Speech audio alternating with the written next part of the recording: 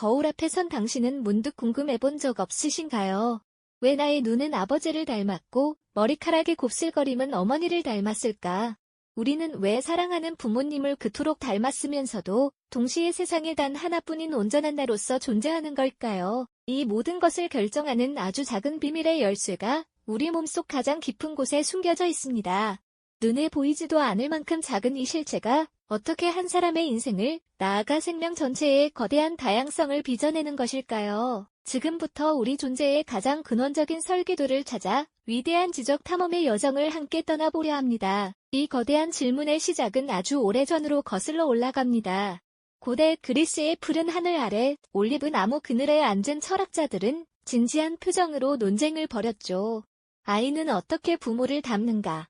아버지의 강인함과 어머니의 지혜는 어떤 방식으로 자식에게 전달되는가? 그들은 눈에 보이지 않는 어떤 정수나 기운이 세대를 거쳐 이어진다고 막연하게 상상했습니다. 명확한 해답 없이 수천 년의 시간이 흘렀고 생명의 신비는 여전히 안개 속에 가려져 있었습니다. 그러던 19세기 오스트리아의 한 조용한 수도원 정원에서 인류의 생각을 뒤흔들 거대한 변화의 씨앗이 조용히 자라고 있었어요. 수도사 그레고어 멘델은 다른 누구도 주목하지 않았던 완두콩의 작은 차이에 집중했습니다. 그는 수년간의 끈기 있는 관찰을 통해 키가 큰 완두콩과 작은 완두콩을 교배하고 둥근 완두콩과 주름진 완두콩을 섞어가며 그 결과를 꼼꼼히 기록했죠. 정원의 흙냄새와 따스한 햇볕 속에서 그는 부모의 특징, 즉 형질이 어떤 보이지 않는 인자에 의해 자손에게 전달되며 그 전달에는 일정한 수학적 규칙이 존재한다는 사실을 발견했습니다. 이는 마치 신의 영역으로만 여겨졌던 생명의 비밀에 인간이 처음으로 논리의 빛을 비춘 순간과도 같았습니다. 하지만 안타깝게도 그의 위대한 발견은 당시 학계의 주목을 받지 못한 채 수십 년간 낡은 논문 속에서 잠들어 있어야만 했습니다. 시간이 흘러 20세기 초, 과학자들은 현미경의 발달 덕분에 세포 안을 더욱 깊숙이 들여다볼 수 있게 되었습니다. 그들은 세포가 분열할 때마다 해간에서 실타래처럼 뭉쳤다 풀어지는 염색체라는 구조를 발견했죠. 멘델이 말했던 보이지 않는 인자가 바로 이 염색체 위에 있을 것이라는 추측이 힘을 얻기 시작했습니다. 하지만 진짜 질문은 이제부터였습니다. 도대체 이 염색체를 구성하는 물질 중 무엇이 유전 정보를 담고 있는 걸까요?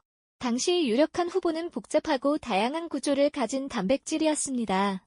그에 비해 DNA는 너무나 단순한 물질로 여겨졌거든요. 1944년 오즈월드 에이버리와 그의 동료들은 폐렴을 일으키는 박테리아를 이용한 정교한 실험을 통해 한 박테리아의 형질을 다른 박테리아로 전달하는 물질이 단백질이 아닌 바로 DNA라는 사실을 밝혀냈습니다.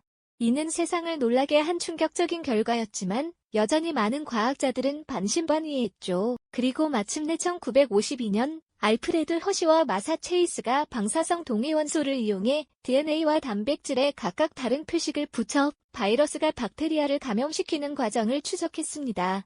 그 결과 박테리아 안으로 들어가는 것은 단백질 껍질이 아닌 바로 DNA의 핵산이라는 결정적인 증거를 확보하게 됩니다. 이제 인류는 생명의 설계도가 바로 DNA라는 사실을 확신하게 된 것입니다. 이제 모든 과학자들의 시선은 한 곳으로 쏠렸습니다. 생명의 모든 비밀을 품고 있는 이 DNA는 도대체 어떻게 생겼을까? 이 질문에 답하기 위한 보이지 않는 경쟁이 영국을 중심으로 치열하게 펼쳐졌습니다. 런던 킹스 칼리지에서는 로잘린드 프랭클린이라는 뛰어난 여성 과학자가 있었습니다. 그녀는 X선 회절 사진 기술의 대가였죠. 어두운 실험실 안에서 그녀는 고도의 집중력으로 DNA 결정의 X선을 쏘고 그 결과로 필름에 맺히는 미세한 점과 그림자 패턴을 분석했습니다. 수많은 실패와 끈질긴 노력 끝에 그녀는 마침내 사진 50일이라고 불리는 역사상 가장 중요한 이미지 중 하나를 얻게 됩니다. 그 사진 속에는 희미하지만 분명하게 드러난 X자 형태의 무늬가 새겨져 있었는데 이는 DNA가 나선 구조를 가지고 있다는 결정적인 단서였습니다. 한편 케임브리지 대학교의 캐번디시 연구소에는 제임스 왓슨과 프랜시스 크릭이라는 젊고 야심만만한 두 과학자가 있었습니다. 그들은 프랭클린처럼 직접 실험을 하기보다는 기존에 알려진 모든 화학적 지식과 데이터를 종합하여 DNA 구조의 모형을 만드는 데 몰두하고 있었죠. 낡은 연구실 책상 위에는 온갖 금속 조각과 막대기들이 널려 있었고 칠판은 복잡한 화학식과 계산으로 가득했습니다. 그들은 여러 차례 잘못된 모형을 만들며 실패를 거듭했지만 결코 포기하지 않았습니다. 그러던 어느 날, 그들은 우연한 기회에 프랭클린이 찍은 사진 50일을 보게 됩니다. 그 X자 형태의 무늬를 본 순간 왓슨과 크릭의 머릿속에서는 모든 퍼즐 조각이 한 번에 맞춰지는 듯한 엄청난 충격과 영감이 스쳐 지나갔습니다. 그들은 사진 속의 정보와 자신들이 알고 있던 화학적 지식을 결합하여 DNA가 두 개의 가닥이 서로를 감싸며 올라가는 이중나선 구조일 것이라는 확신을 갖게 되었죠. 곧바로 그들은 금속판과 막대를 엮어 새로운 모형을 미친 듯이 조립하기 시작했습니다. 마침내 1953년 인류 역사상 가장 위대한 발견 중 하나로 기록될 DNA 이중 나선 모형이 그들의 손에서 탄생하는 극적인 순간이 찾아왔습니다. 그 모형은 단순하면서도 너무나 우아하고 완벽했습니다.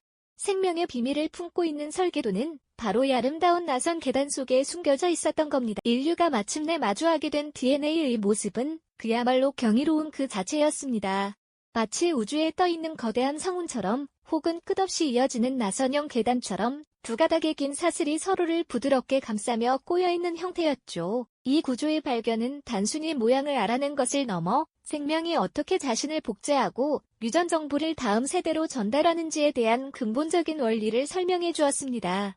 이 아름다운 구조 속에는 생명의 언어로 쓰인 거대한 서사시가 담겨 있었던 것입니다. 이 이중 나선 구조를 조금 더 자세히 들여다보면 그 정교함에 다시 한번 놀라게 됩니다. 나선의 양쪽 기둥, 즉 계단의 난간에 해당하는 부분은 당과 인산이라는 물질이 번갈아 연결되어 뼈대를 이루고 있습니다. 그리고 가장 중요한 정보는 바로 두 기둥을 연결하는 계단의 발판 부분에 담겨 있죠. 이 발판은 염기라고 불리는 네 종류의 화학물질로 이루어져 있습니다. 아데닌, 아, 티민, T, 구아닌, G, 시토신, C, 이 바로 그 주인공들입니다. 이 네 가지 염기는 아무렇게나 연결되는 것이 아니라 아주 엄격한 규칙을 따릅니다. 마치 자물쇠와 열쇠처럼 아데닌은 항상 티민과만 짝을 이루고 구아닌은 언제나 시토신과만 손을 잡습니다. 이 상보적 결합이라는 원칙 덕분에 DNA는 매우 안정적인 구조를 유지할 수 있으며 자신과 똑같은 복제본을 정확하게 만들어낼 수 있는 것이죠. 네 종류의 염기가 어떤 순서로 배열되어 있느냐, 바로 이것이 생명의 모든 정보를 담고 있는 암호가 됩니다. 예를 들어 어크크라는 순서는 지시터라는 순서와는 전혀 다른 의미를 갖습니다. 알파벳 26개로 셰익스피어의 희곡을 쓰는 것처럼 생명은 단 4개의 염기 문자를 조합하여 눈 색깔부터 성격적 경향성에 이르기까지 한 생명체에 대한 모든 정보를 기록하는 겁니다. 이렇게 특정 정보를 담고 있는 DNA의 특정 부분을 우리는 유전자라고 부릅니다. 우리 몸속에는 대략 2만여 개의 유전자가 있는 것으로 알려져 있는데 각각의 유전자는 특정 단백질을 만드는 설계도 역할을 합니다. 이 엄청난 양의 정보는 그냥 세포 안에 흩어져 있는 것이 아닙니다. 긴 DNA 가닥은 히스톤이라는 단백질의 실타래처럼 매우 효율적으로 감기고 똘똘 뭉쳐서 염색체라는 훨씬 더 작은 구조를 이룹니다. 만약 우리 몸의 세포 하나에 들어있는 DNA를 모두 풀어 일렬로 늘어놓는다면 그 길이가 무려 2m에 달한다고 하죠. 이토록 긴 정보의 끈이 눈에 보이지도 않는 작은 세포 해간에 안전하게 보관될 수 있는 것은 바로 이 놀라운 패키징 기술 덕분입니다. 비유하자면 거대한 도시의 모든 정보가 담긴 수천 권짜리 백과사전이 염색체라는 여러 권의 책으로 나뉘어 세포 핵이라는 작은 도서관에 질서정연하게 보관되어 있는 셈입니다. 생명은 이토록 정교하고 아름다운 방식으로 자신의 언어를 기록하고 보존해왔던 것입니다. 그렇다면 이 세포 속 도서관에 잠들어 있는 암호들은 어떻게 현실 세계의 우리 모습으로 나타나는 걸까요? 그 비밀의 열쇠는 바로 단백질에 있습니다. 우리 몸은 머리카락부터 피부, 근육, 효소, 호르몬에 이르기까지 수많은 종류의 단백질로 이루어져 있습니다. 그리고 어떤 단백질을 언제, 어디서, 얼마나 만들지를 결정하는 최종 설계도가 바로 DNA인 것이죠. 이 과정은 마치 잘 짜인 공장 시스템과 같습니다. 먼저 세포 핵이라는 본사 사무실에서 특정 유전자라는 설계도의 일부가 필요해지면 전사라는 과정을 통해 그 정보가 메신저러라는 복사본에 옮겨 적힙니다. 이 복사본은 핵 밖으로 나와 세포질에 있는 리보솜이라는 생산 공장으로 전달됩니다. 리보솜은 메신저러에 적힌 염기 서열 암호를 3글자씩 끊어 읽으며 그에 맞는 아미노산을 하나씩 가져와 간베이렐트 위에서 조립하기 시작하죠. 이 과정을 번역이라고 부릅니다. 수십, 수백 개의 아미노산이 설계도에 따라 정확한 순서로 연결되면 마침내 하나의 완벽한 단백질이 완성됩니다. 이렇게 만들어진 단백질들이 각자의 위치에서 제 기능을 수행하면서 우리의 신체적 특징, 즉 형질이 결정되는 것입니다. 예를 들어 당신의 눈동자가 아름다운 갈색을 띠고 있다면 그것은 당신의 DNA에 갈색 색소인 멜라닌을 많이 만드는 단백질 효소의 설계도가 담겨 있기 때문입니다. 세포는 이 설계도를 읽고 해당 효소를 충분히 만들어내고 그 효소들이 홍채의 갈색 색소를 차곡차곡 쌓아올린 결과인 셈이죠. 반면 푸른 눈을 가진 사람은 멜라닌을 만드는 효소의 설계도에 약간의 변이가 있어 효소가 훨씬 적게 만들어지거나 기능이 떨어집니다. 그 결과 색소가 거의 쌓이지 않아 눈이 푸르게 보이게 되는 거고요. 머리카락의 형태도 마찬가지입니다. 직모를 가진 사람은 머리카락 단백질인 케라틴을 만드는 유전자가 둥근 형태의 모낭을 만들도록 지시합니다. 그 결과 머리카락이 곱게 자라나오는 것이죠. 반면 곱슬머리를 가진 사람은 유전 정보가 타원형이나 납작한 형태의 모낭을 만들도록 설계되어 있어 머리카락이 자라나오면서 자연스럽게 구부러지는 겁니다. 부모님과 내가 입술 모양이나 코의 높이가 비슷한 이유도 결국 같은 설계도의 일부를 물려받아 비슷한 모양과 기능을 가진 단백질들이 내 얼굴을 구성했기 때문입니다. 이처럼 DNA에 새겨진 작은 암호의 차이가 모여 우리 각자를 세상에 단 하나뿐인 특별한 모습으로 만들어내는 것입니다. 우리는 모두 부모님으로부터 물려받은 유전자라는 고유한 레시피북을 가지고 그에 따라 만들어진 살아있는 걸작이라고 할 수 있겠네요. 그런데 우리의 외모처럼 눈에 보이는 특징들은 DNA의 직접적인 지시에 따라 결정된다는 것이 비교적 명확하게 이해됩니다. 그렇다면 눈에 보이지 않는 우리의 내면, 즉 성격이나 기질은 어떨까요? 어떤 사람은 선천적으로 활달하고 사교적인 반면 어떤 사람은 조용하고 내향적인 경향을 보입니다. 과연 이러한 성격의 차이도 DNA 설계도에 미리 정해져 있는 것? 이 질문에 대한 답은 외모를 결정하는 유전자의 이야기보다 훨씬 더 복잡하고 섬세한 접근을 필요로 합니다. 성격은 눈 색깔처럼 하나의 유전자가 만들어라 혹은 만들지 마라는 식으로 간단하게 결정되는 것이 아니기 때문입니다. 과학자들은 성격 형성에 있어서 유전자가 운명을 결정하는 절대적인 설계도가 아니라 어떤 방향으로 나아갈 가능성이나 경향성을 제공하는 밑그림과 같은 역할을 한다고 설명합니다. 즉, DNA는 우리에게 특정 성향의 씨앗을 심어주지만 그 씨앗이 어떻게 자라나고 어떤 꽃을 피울지는 우리가 살아가는 환경과 경험이라는 토양과 햇빛에 따라 크게 달라진다는 것이죠. 예를 들어 뇌에서 기분과 감정을 조절하는 중요한 신경 전달 물질인 세로토닌의 활동에 관여하는 특정 유전자가 있습니다. 이 유전자의 형태에 따라 어떤 사람들은 선천적으로 스트레스에 더 민감하게 반응하거나 불안감을 더 쉽게 느끼는 경향을 보일 수 있습니다. 하지만 이것이 곧 그 사람이 반드시 불안장애를 겪거나 비관적인 성격을 갖게 된다는 의미는 아닙니다. 만약 그 사람이 안정적이고 따뜻한 환경에서 충분한 지지를 받으며 성장한다면 유전적 경향성은 거의 드러나지 않거나 긍정적인 방향으로 발현될 수도 있습니다. 오히려 섬세한 감수성이나 신중함과 같은 장점으로 나타날 수도 있는 거죠. 반대로 유전적으로는 특별한 경향성이 없는 사람이라도 지속적인 스트레스와 어려운 환경에 노출된다면 후천적으로 불안정한 성향을 보일 수 있습니다. 이처럼 DNA는 성격이라는 복잡한 그림을 그리기 위한 기본적인 물감 색깔을 제안할 뿐 그 물감으로 어떤 그림을 완성할지는 환경과 개인의 삶이라는 화가의 손에 달려있는 셈입니다. 이 복잡한 상호작용을 가장 잘 보여주는 사례가 바로 일란성 쌍둥이에 대한 연구입니다. 일란성 쌍둥이는 100% 동일한 DNA를 가지고 태어납니다. 만약 성격이 전적으로 유전자에 의해 결정된다면 그들은 당연히 똑같은 성격을 가져야만 하겠죠. 하지만 다른 환경으로 입양되어 자란 일란성 쌍둥이들을 수십 년간 추적 연구한 결과 그들은 놀라울 정도로 비슷한 점도 많았지만 동시에 뚜렷하게 다른 성격적 특성들을 보이는 경우가 많았습니다. 한 명은 예술가가 되었고 다른 한 명은 엔지니어가 되기도 했으며 한 명은 매우 외향적인데 다른 한 명은 내성적인 경우도 있었죠. 이는 동일한 유전적 밑그림을 가지고 있더라도 어떤 환경을 만나고 어떤 선택을 하며 살아가는지에 따라 전혀 다른 인격체로 성장할 수 있음을 명확하게 보여주는 증거입니다.